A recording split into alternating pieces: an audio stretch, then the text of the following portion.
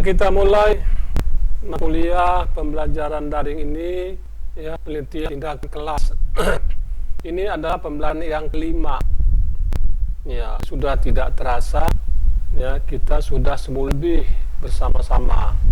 Ya, dalam penelitian tindakan kelas ini, ya, saya tidak bosan-bosannya, ya, mengatakan kepada kalian bahwa PT ini, ya, kalau dikatakan wajib, ya wajib hukumnya, ya, bila kalian sebagai guru, ya, dan inilah merupakan satu cita-cita bangsa ini, ya, kepada kalian guru-guru yang terus, ya, berinovasi, menemukan model-model pembelajaran yang dapat, ya, yang dapat lebih efektif dan ekonomis dan dapat digunakan oleh guru-guru lain dalam pembelajaran.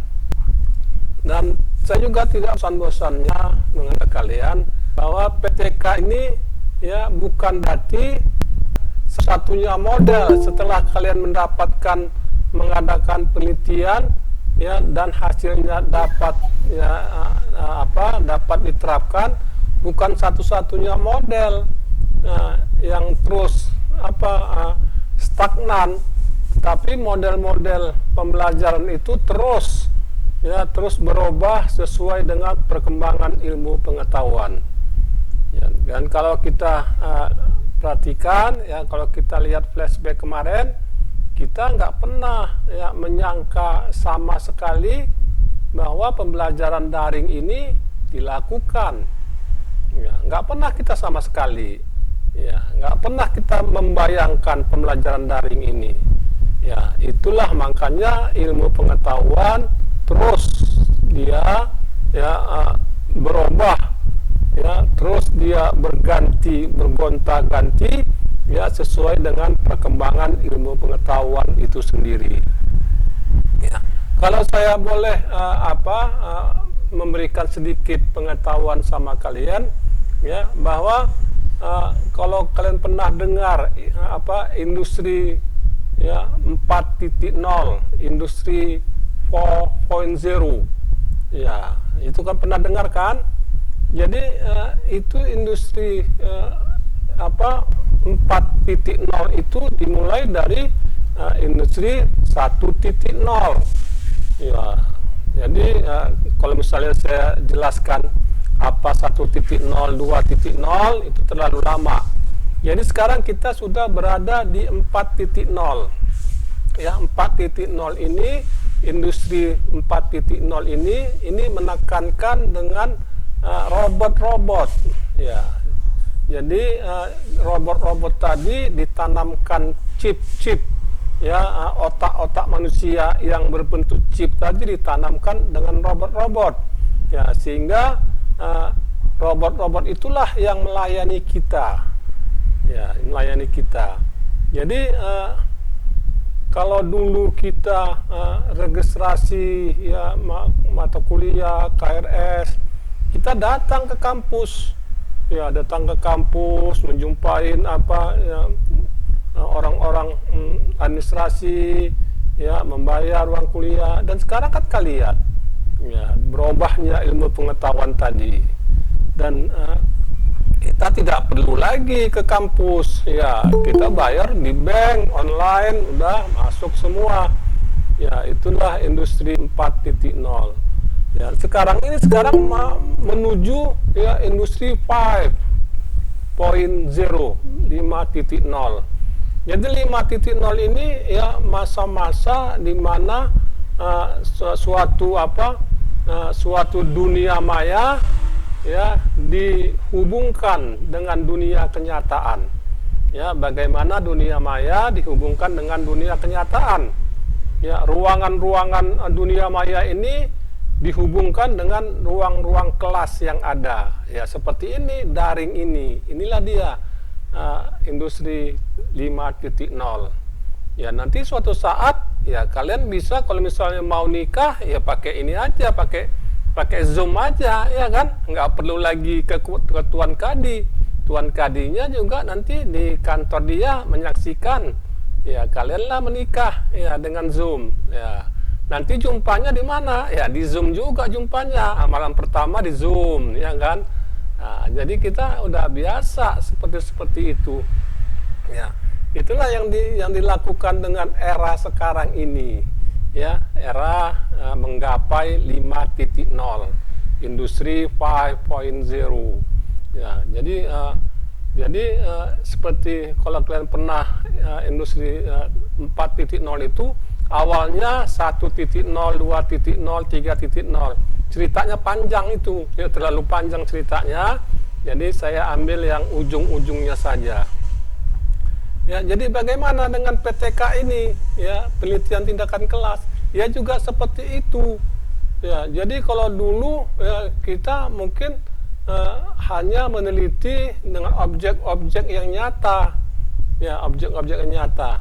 Kita tuntutan sekarang kita ini, kita mengadakan penelitian tindakan kelas, ya, bukan lagi di dalam kelas, di luar kelas, tetapi di alam maya. Itulah dia, penelitian di alam maya. Ya, itu sekarang yang berkembang. Bagaimana penelitian-penelitian itu dilakukan secara maya. Ya, itulah perubahan, ya, perubahan dari dunia pengetahuan. Ya, jadi berkembang terus dunia dunia ilmu pengetahuan itu terus berkembang. Ini nggak habis-habisnya. Ya, berkembang terus. Jadi hal-hal yang kedepannya ini kita nggak tahu. Ya, kita tidak bisa membayangkan. Kan ya kan, bagai mimpi saja kita ini. Ya, bagai mimpi kita bisa belajar secara daring. Ya, kalau 3-4 tahun ke belakang, mana pernah kita bayangkan hal-hal seperti ini. Ya, saya belajar dari rumah, kalian belajar dari kampung, dari Pulau Batu-Batu, Nia Selatan. Ya, mana kita bayangkan hal-hal seperti ini. Ya, kita bisa menatap ya, wajah, ya, kita bisa berdialog. Hal-hal seperti inilah yang tadinya hanya mimpi, ya, sekarang menjadi kenyataan. Dan itu jugalah untuk PTK ini, ya. Jadi jangan kalian berhenti, ya, penelitian itu, ya, walaupun ya hasilnya sudah banyak hasilnya, tetapi ya kedepannya ya kita harus mengikuti penelitian dengan perubahan zaman tadi. Jadi penelitian tindakan kelas ini nggak ada habis-habisnya. Ya, terus selagi kalian menjadi guru, ya selagi itu jugalah PTK itu harus kalian lakukan.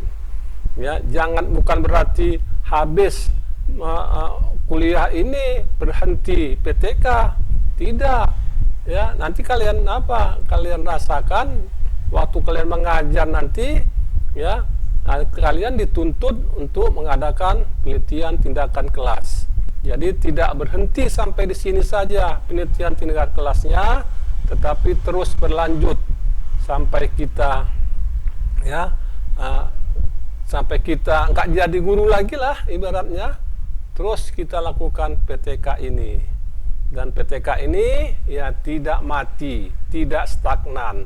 PTK ini terus berkembang sesuai dengan kemajuan ilmu teknologi dan ilmu pengetahuan. Jadi dalam PTK pembelajaran yang kelima ini, materi kita ya bagaimana kita merencanakan tindakan kelas. Ya, bagaimana kita merencanakan PTK, bagaimana kita merencanakan penelitian tindakan kelas. Ya, ada 8 langkah yang harus kita lakukan. Ya, sebelum kita melakukan penelitian tindakan kelas, ya kita harus merencanakannya. Ya, apa yang harus kita rencanakan? Yang pertama, langkah pertama, kita identifikasi dulu masalah. Ya, masalah apa yang harus kita teliti?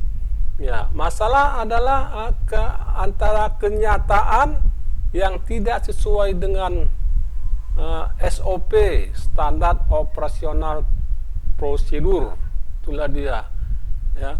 Jadi kita identifikasi itu, ya, bagaimana, apakah pembelajaran tadi ya sudah sesuai dengan SOP, ya. Jadi masalah kenyataan yang kita lihat, ya, apakah sudah sesuai dengan SOP, standar operasional prosedur, itulah yang dinamakan SOP.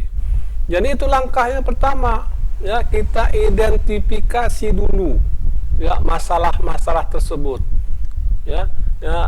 Semakin banyak identifikasi kita, semakin banyak alternatif yang akan kita pilih untuk melakukan penelitian tindakan kelas. Jadi semakin sedikit identifikasi kita, maka semakin sedikit pula pilihan-pilihan kita untuk mengadakan penelitian tindakan kelas. Jadi kita harus identifikasi dulu masalahnya, ya, apa masalah-masalah, ya, kenyataan dengan SOP, itulah masalah-masalahnya. Jadi kenyataannya bagaimana? Tidak sesuai dengan SOP, itulah yang kita namakan identifikasi masalah. Kemudian langkah yang kedua, ya, sesudah kita dapatkan identifikasi masalah, baru kita analisis masalahnya, ya. Masalahnya apa? Kita analisis, ya. Analisis apa, Pak? Analisis adalah, ya, mencari penyebab, ya, terjadinya masalah, ya, ataupun mencari penyebab, ya, dari masalah itu terjadi, ya. Itulah, jadi setelah kita dapat identifikasinya, sudah kita banyak alternatif identifikasinya, ya, kemudian langkah kedua kita analisis masalahnya, ya. Analisis apa penyebabnya, ya. Nah, yang melatar belakangi masalah tersebut, latar belakangnya apa, ya, itu dah langkah kedua. Kemudian langkah ketiga ini kita rumuskan masalahnya. Identifikasi yang pertama, analisis masalah yang kedua, kemudian yang ketiga kita rumuskan masalahnya. Apa masalahnya? Ya, tindakan yang tepat yang harus kita gunakan itu apa? Ya, kita rumuskan masalahnya. Ya, oh, kita harus melakukan role playing. Kita harus mengadakan inovasi. Nah, itulah perumusan masalah. Kemudian langkah keempat, kita menentukan tindakan dan menuliskan kajian teoretiknya. Itu yang keempat. Setelah kita dapatkan, ya, kita rumuskan masalahnya. Kemudian setelah kita analisis, kita identifikasi, kemudian kita cari teorinya. Jangan sampai sudah capek-capek kita, teori, ya, tidak yang kita cari tidak dapat, ya.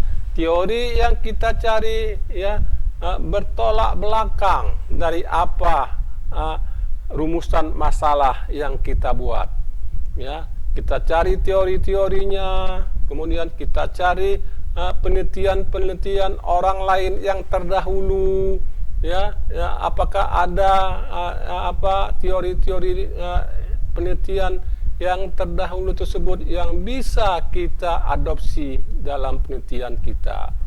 Ya, itulah yang keempat. Yang kelima, kita rumuskan hipotesisnya. Apa hipotesisnya? Ya, apa penyebabnya?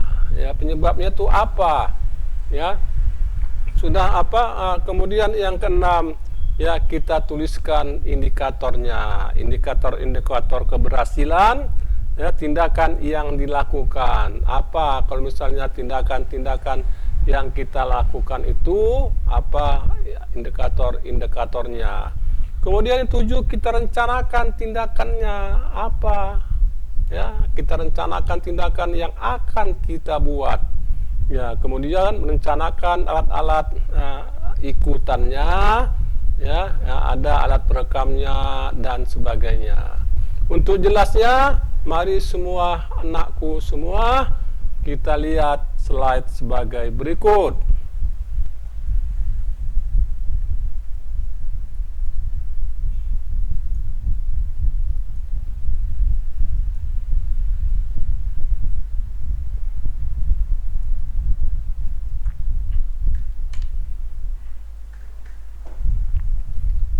Jadi inilah merencanakan penelitian tindakan kelas, ya. Seperti yang saya katakan tadi, yang pertama mengidentifikasi masalah. Masalah adalah keadaan di mana kenyataan penyelenggara pembelajaran di kelas tidak sesuai dengan apa yang seharusnya, tidak sesuai dengan apa SOP-nya, tidak sesuai dengan peraturan perundang-undangan yang telah ditetapkan, ya, akan hal tersebut, ya. Kemudian pencapaian nilai tidak sesuai dengan SKBM, ya. Masalah hasil belajar siswa, lihat standar kompetensi, indikator, kemudian tentukan indikator yang belum memuaskan, ya. Contohnya, berdasarkan data yang ada, diketahui bahwa siswa yang memiliki nilai di bawah SKBM pada indikator kompetensi persamaan kuadrat X kuadrat sebanyak 60%, sedangkan 40% siswa memiliki nilai di atas SKBM, meskipun rata-rata nilai mereka hanya 67,3. Ya, inilah contohnya, ya. Kemudian langkah yang kedua, seperti saya jelaskan di atas tadi, ya, menganalisis masalah, mencari penyebab munculnya masalah, ya, analisis strategi pembelajaran, materi, metode, media, evaluasi, apakah sudah tepat, ya, apakah sudah tepat, tentukan strategi yang menyebabkan hasil belajar atau indikator yang masih kurang, ya. Itulah yang kita analisis masalahnya. Ya, contohnya, ya, pembelajaran matematika mengenai persamaan kuadrat atau X kuadrat memang menjadi masalah tersendiri di kelas 11 SMA ataupun, ya, dalam hal ini PAUD, ya. Selain banyak siswa yang harus mengikuti remedial pada pembelajaran ini, siswa kurang memperhatikan guru ketika menjelaskan, bicara dengan teman, diam ketika guru bertanya, menggambarkan ketidakaktifan siswa dalam pembelajaran. Kondisi ini tentunya juga dipengaruhi oleh strategi pembelajaran yang digunakan guru. Menurut refleksi yang dilakukan, guru menyadari bahwa capaian hasil belajar pada indikator XX yang rendah lebih disebabkan oleh penggunaan metode pembelajaran yang kurang tepat. Selama ini guru memang masih menggunakan metode ceramah. Nah, inilah contohnya, ya. Kemudian kita identifikasi masalah tindakan, ya, bagaimana efektivitas metode ceramah dalam meningkatkan pemahaman siswa mengenai persamaan kuadrat siswa, ya. Kemudian contoh yang lain, evaluasi seperti apa yang tepat digunakan untuk meningkatkan pemahaman siswa mengenai persamaan X kuadrat pada siswa.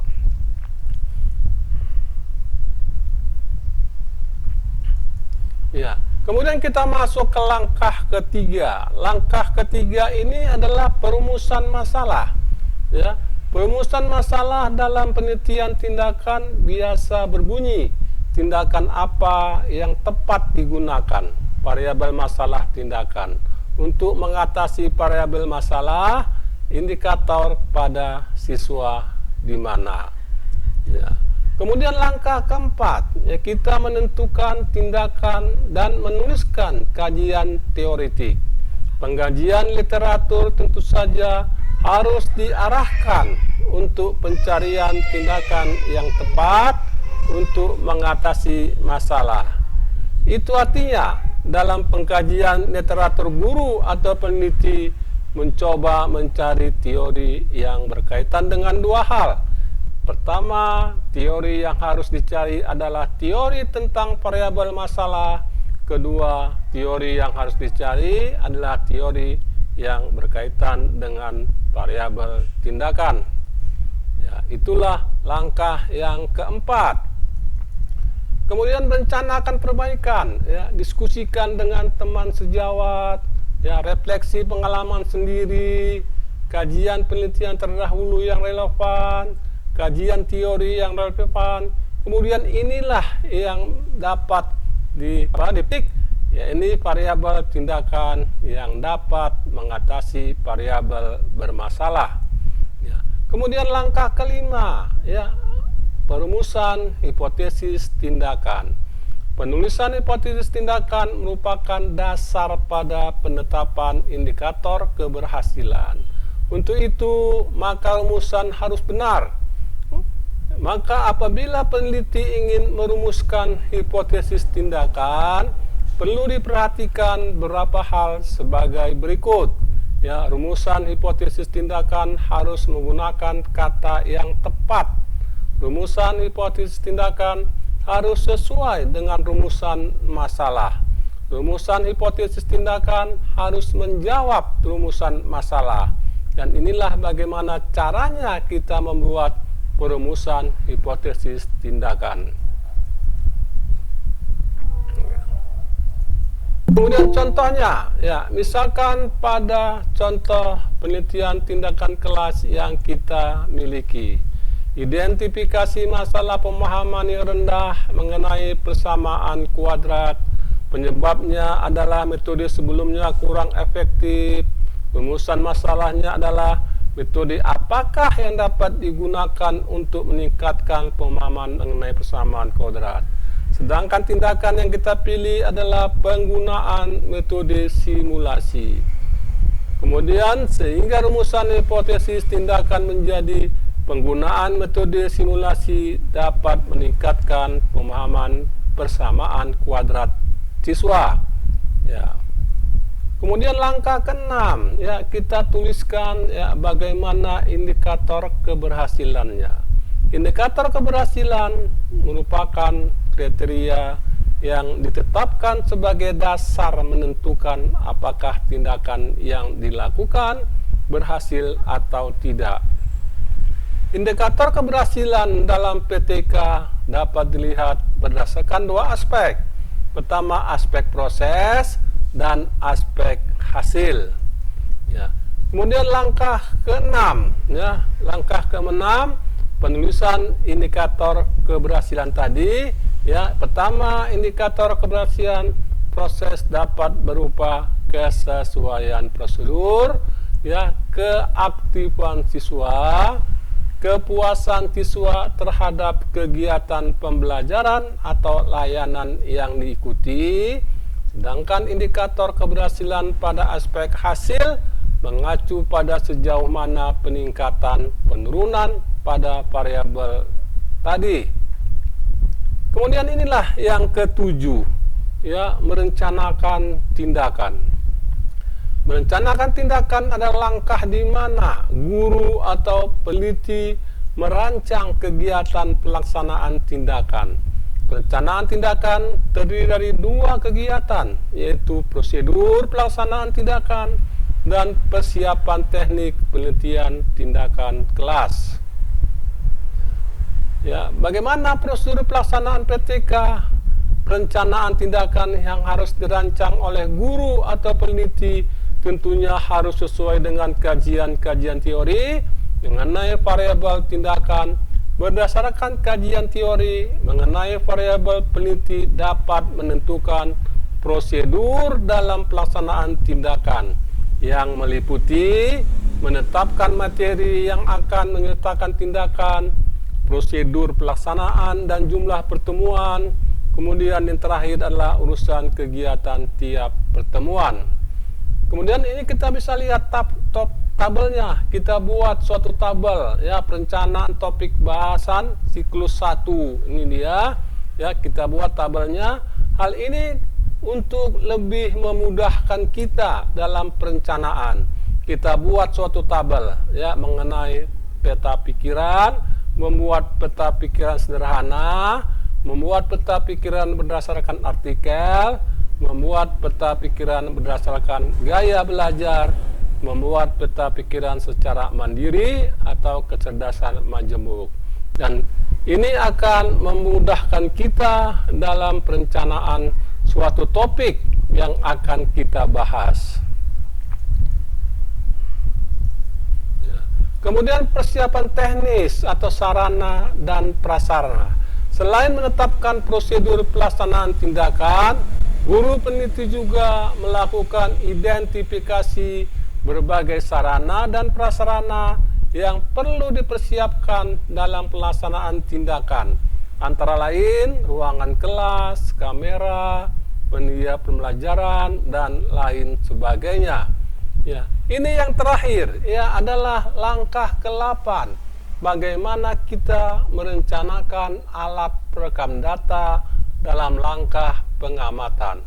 Dalam tahap perencanaan, penelitian harus sudah merencanakan atau merancang alat perekam data yang akan digunakan dalam pengamanan. Ya, observasi, observe, ya.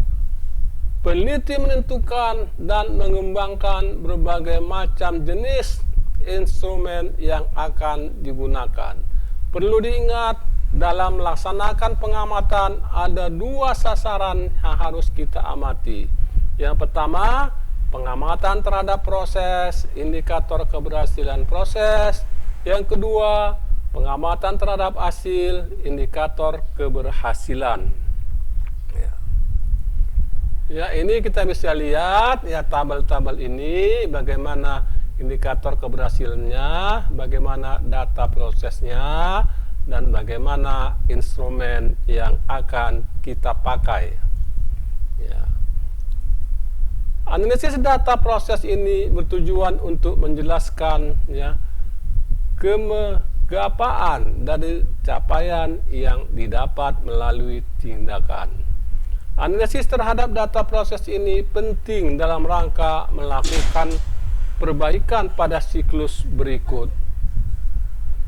Analisis data proses tidak hanya menggunakan statistik deskriptif, akan tetapi juga dapat melibatkan analisis kualitatif. Ya. Jadi demikianlah anak bapak semua ya mengenai ya, bagaimana ya kita merencanakan penelitian tindakan kelas tadi ya. Jadi ada 8 langkah bagaimana kita merencanakannya. Langkah pertama masalah, langkah kedua analisis, langkah yang ketiga perumusan, yang keempat menentukan tindakan kelasnya, sampai yang ke-8 merencanakan alat perekaman data tersebut. Nah, itulah materi kita. Ya, silakan anak bapak yang ingin bertanya.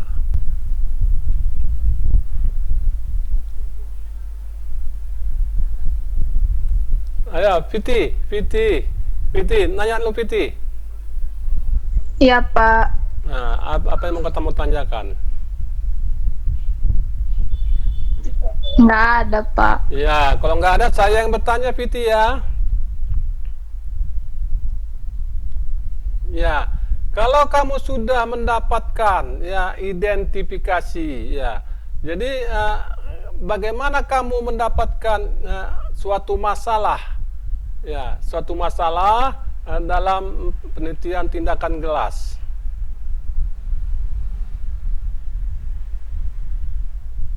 Ya, bagaimana kamu dapat masalahnya?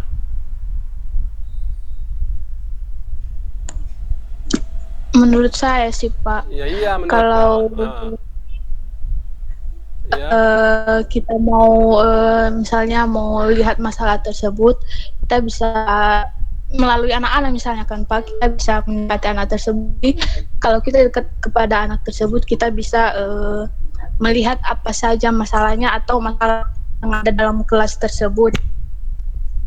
Iya. Itu aja sih, Pak. Iya, terima kasih anak bapak. Jadi kita identifikasi. Apa sih identifikasi itu? Ya, identifikasi adalah masalah ya yang tidak sesuai antara kenyataan dan SOP. Ya. Jadi kita cari dalam tempat kita penelitian tadi mana-mana saja. Ya, kita list satu-satu. Ya, kita catat masalah-masalahnya apa. Ya, boleh seperti kamu katakan tadi Fiti, melalui siswa-siswa boleh, ya, dengan guru-guru boleh. Ya, kita identifikasi ya, mana yang tidak sesuai ya antara kenyataan dan prosedurnya, dengan antara yang dibelajarkan dengan SOP-nya. Ya, itulah ya, kita list dia sebanyak mungkin masalah-masalah itu, sehingga kita gampang memilihnya yang mana fokus kita dalam penelitian tindakan kelas tadi. Ya, oke, terima kasih Piti. Ya, Diano, ada Diano. Ya, ada yang mau ditanyakan Diano?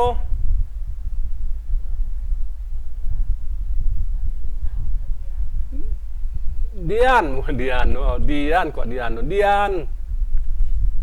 Enggak ada, Pak. Enggak ada. Ah, masa sih? Jadi yang paling penting itu ya bagaimana setelah kita menentukan ya menuliskan hipotesanya, identifikasinya, kita cari ya teori-teori yang berhubungan, ya teori-teori yang berhubungan. Ya, jangan sampai setelah kita identifikasi masalahnya tidak ada teori-teori tentang itu. Ya, sehingga kita akan kewalahan mencari teori-teorinya. Dan ini salah satu kegagalan kita ya dalam melakukan tindakan kelas. Ya, jadi teori-teori yang kita gunakan bukan saja teori-teori dari akademisi, tetapi bisa juga penelitian-penelitian, jurnal-jurnal yang telah dilakukan oleh orang lain dan berhubungan relevan dengan penelitian kita. Ya, ada lagi yang ingin tanyakan? Jadi harus kita ingat bahwa merencanakan tindakan kelas itu ada 8 langkahnya, dan 8 langkah itu harus kita ikuti sehingga PTK kita dapat berhasil dan dapat menemukan ya masalah-masalah tadi dan indikator-indikator keberhasilannya. Kalau tidak ada pertanyaan, kita tutup anak bapak semua. Terima kasih ya atas kebersamaan ya pada sore hari ini ya, dengan mengucapkan selamat siang. Selamat siang, Pak. Dan assalamualaikum warahmatullahi taala wabarakatuh. Waalaikumsalam warahmatullahi wabarakatuh.